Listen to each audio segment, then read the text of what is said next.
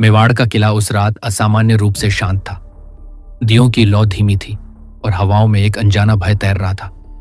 महल के एक कक्ष में एक मासूम बालक गहरी नींद में सो रहा था। वो बालक सिर्फ एक बच्चा नहीं, मेवाड़ का भविष्य था। उसी किले में उसी रात उसके प्राण लेने की साजिश रची जा चुकी थी। दुश्मन जानता था कि अगर यह बालक जीवित रहा तो मेवाड़ को कभी झुकाया नहीं जा सकेगा। उस बालक की रक्षा में थी एक साधारण सी स्त्री, पन्ना धाय।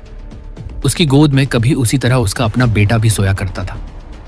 पर उस रात पन्ना के सामने केवल मां बनने का नहीं, मेवाड़ को मां मानने का प्रश्न था। पन्ना सब समझ चुकी थी। समय बहुत कम था और निर्णय बहुत भारी। उसने एक बार मेवाड़ के उस बालक को देखा, फिर अपने बेटे के शांत चेहरे को। ममता रो रही थी पर कर्तव्य पुकार रहा था। और उसी क्षण पन्ना धाय ने इतिहास का सबसे कठोर निर्णय लिया। उसने मेवाड़ के वारिस को सुरक्षित स्थान पर पहुंचा दिया और अपने ही बेटे को उसके स्थान पर सुला दिया। कुछ ही समय बाद तलवारें चली। उस रात एक मासूम की हत्या हुई और एक मां का हृदय हमेशा के लिए टूट गया। लेकिन उसी टूटे हुए हृदय ने मेवाड़ को जीवित रखा। वर्षों बाद वही बालक मेवाड़ का महान शासक बना और इतिहास ने जाना कि राजस्थान की धरती पर मां भी वीर होती है। इसीलिए पन्ना धाय सिर्फ एक नाम नहीं, राजस्थानी गौरव की अमर कथा है।